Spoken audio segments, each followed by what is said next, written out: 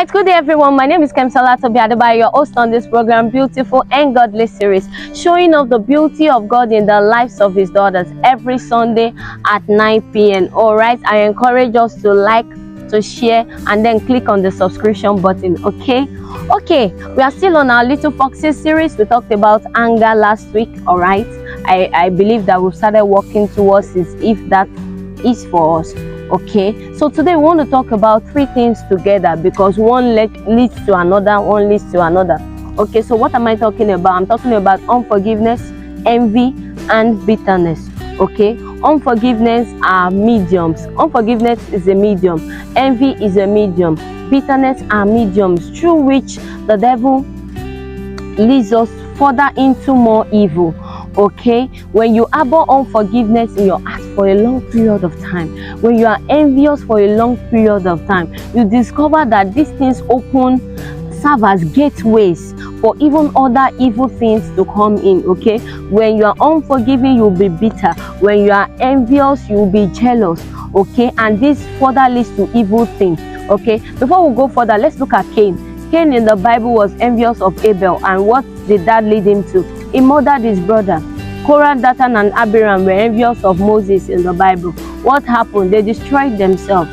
Okay, they gathered together, formed a rebellion, and then which led to their self-destruction. Okay, so we need to be mindful of these things.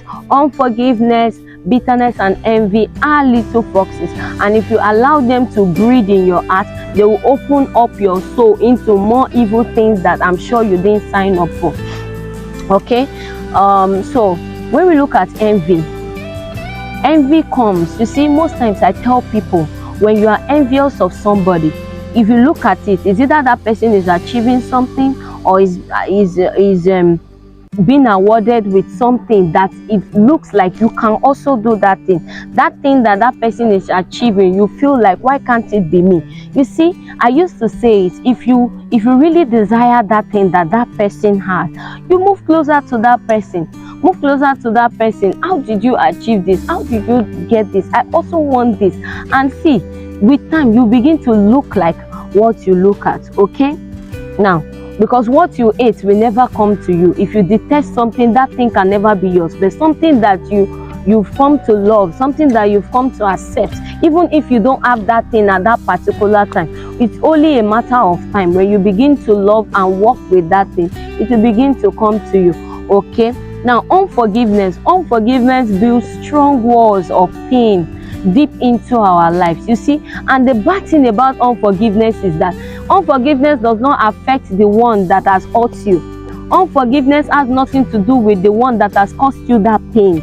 All right, if this was caused by words, by actions, by somebody's either abuse is one of the ways through which unforgiveness commonly into people's hearts. Okay, most times if you look at this unforgiveness doesn't affect that person, but it is you that you are unforgiving, you that you are unwilling and unable to forgive. You are the one that is being hurt. Okay, then this unforgiveness builds these strong walls in your heart, because you want to guard yourself against further pain, and in so doing, you are locking out peace, you are locking out joy, you are locking out even love. Okay, so when you cover yourself in unforgiveness, it's even a loss to you. Okay, unforgiveness does not hurt the one that has hurt you, it hurts you that you are hurting. And so when we say forgive, we are saying forgive because of yourself and not even because of that person. Okay, so when we also talk about bitterness erupts from a prolonged jealousy, prolonged envy. That's why I said that by the time you are unforgiving, by the time you are envious, before you know it, you begin to be resentful, you begin to be bitter. All right, all these things begin to build in your heart, and before time, it can lead to different things. Just like we've seen in some of our biblical examples, it can lead to murder, it can lead to further resentment, it can even lead to hatred. So we need to be careful. Now, what do we do when you discover that you are unforgiving? Just pray about it. If it's towards a particular person, mention this person's name, pray about it. God, I forgive this person, release this person from your heart. If you are envious of somebody, also pray for that person and tell God, if it's something you also want to achieve, God, help me. will this person help me to achieve this thing? If I go close to this person, will this person help me to achieve this thing? And if you are led to go close to that person, keep praying for that person. I bet you that with time you begin to look like what you look at. Okay, identify it yourself. Be content with what you have. This also, lack of contentment also breeds envy. Be content with what you have. Identify that you are envious of this person.